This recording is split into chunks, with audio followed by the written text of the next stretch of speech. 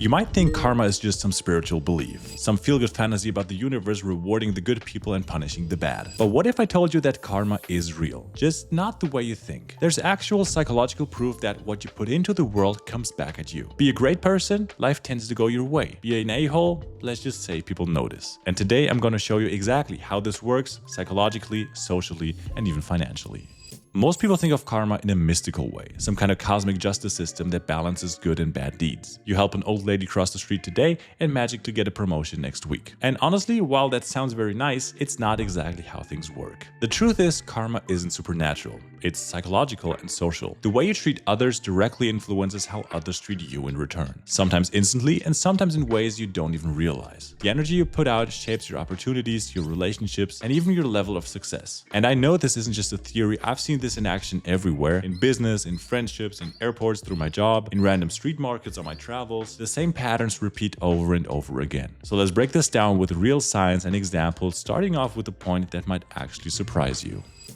Have you ever noticed that when you smile at someone, they almost always smile back? Or when you greet someone enthusiastically, they almost always become more open and friendly? That's not just politeness, that's a psychological principle called the reciprocity effect. And it's one of the most powerful forces in human interaction. Humans are wired to mirror the energy they receive. If someone does something kind for us, we feel an obligation, sometimes even subconsciously, to return the favor. This is why small gestures of kindness create a ripple effect that leads to bigger and bigger opportunities. And this isn't just a feel-good theory. Studies have shown that people who regularly initiate positive interactions, whether through compliments, generosity, or just genuinely being interested in the other person, tend to receive far more help, support, and kindness in return. Think about it. You walk into a coffee shop and the barista is clearly having a rough morning. If you just order your drink in a neutral, transactional way, you'll probably get the same robotic response back. But if you take a second to acknowledge them, maybe say something simple as, "Hey, I know mornings can be crazy, hope your shift's going okay," suddenly you've shifted the entire dynamic. That one small moment of warmth makes them want to be nicer to you, and maybe even give you a little extra care or attention. Now imagine applying this everywhere in life. Networking events, business deals, travels, friendships. The way you treat people determines how they treat you back, and over time, those small interactions stack up. I've seen this play out in extreme ways while traveling. Most people are just rushing past, looking stressed, and honestly, sometimes I feel the same way too. But when you show a positive body language, make eye contact, and smile at people, you're way more likely to end up in an interaction. Be it someone helping you out at a train station in a country you don't speak the language in, or the barista from earlier explaining you a little bit about the menu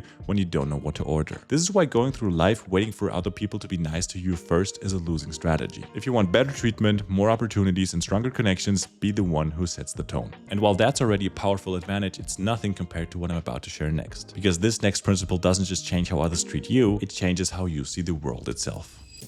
Imagine you're walking down the street and a stranger glances at you with a neutral expression. Nothing aggressive, nothing friendly, just a blank look. Now let's say you're already in a bad mood. Maybe you had a rough morning or you're stressed about work. Your brain might interpret that neutral glance as hostility. Why is that guy looking at me like that? What's his problem? Your body tenses up, maybe you feel annoyed, and without even realizing it, you scroll back. But let's flip the scenario. What if you're in a great mood? You just got some good news or you're feeling confident. That exact same neutral glance, your brain now might interpret it as curiosity or harmless observation. Maybe you even give the person a quick nod or a friendly smile, and suddenly they smile back. So here's where it gets crazy. Your perception of reality literally shapes how people respond to you. Psychologists call this the confirmation bias, but in simple terms, it's like a self-fulfilling prophecy. If you assume people are unfriendly, you'll behave in ways that make them unfriendly toward you. If you assume people are generally kind, you'll send out positive signals that make them act kinder toward you. And this isn't just about small interactions, it scales up to your entire life. Let's take business. If you walk into a meeting expecting people to be skeptical or dismissive, your body language will reflect that. You'll seem defensive and closed off, or maybe even insecure. But if you assume that people want to hear your ideas and that they find value in what you have to say, you'll naturally communicate with more confidence. And guess what?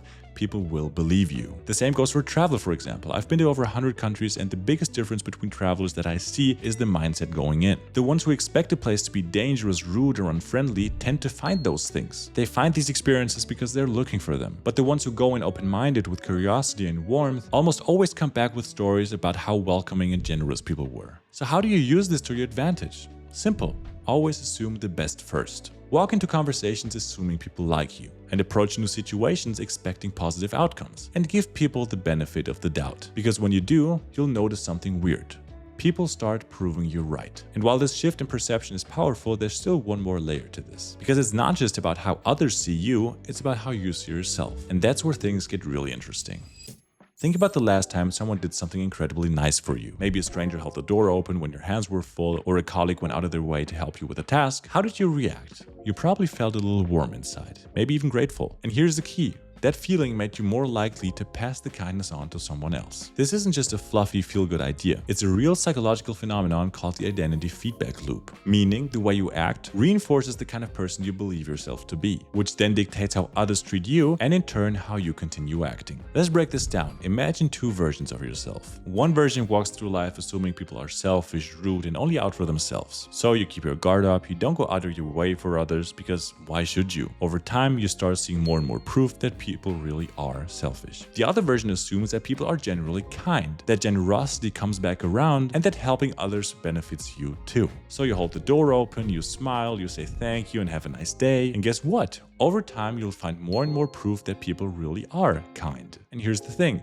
Both versions of you are right, because the way you behave shapes how others treat you, which then reinforces the belief that made you behave like that in the first place. This is why you sometimes meet people who seem to attract positivity. Everything just seems to work out for them. They meet the right people, get unexpected opportunities, and just generally have a smoother ride through life. And it's not luck, it's that their actions create a cycle where kindness, trust, and generosity keep coming back to them. I've seen this firsthand on my job as a flight attendant. Some people have constant horror stories, getting treated unfairly by passengers, feeling unsafe in cities, and meeting rude people all over the place, but others have nothing but amazing experiences. But when you really look at what's happening, it's not where these people go, it's how they show up in the world. So here's how to use this. Redefine your identity. Start telling yourself, I am the kind of person that treats people well. I am someone who spreads positivity. I am someone who lifts others up. And watch what happens, because once you start behaving this way, the world will mirror it back to you.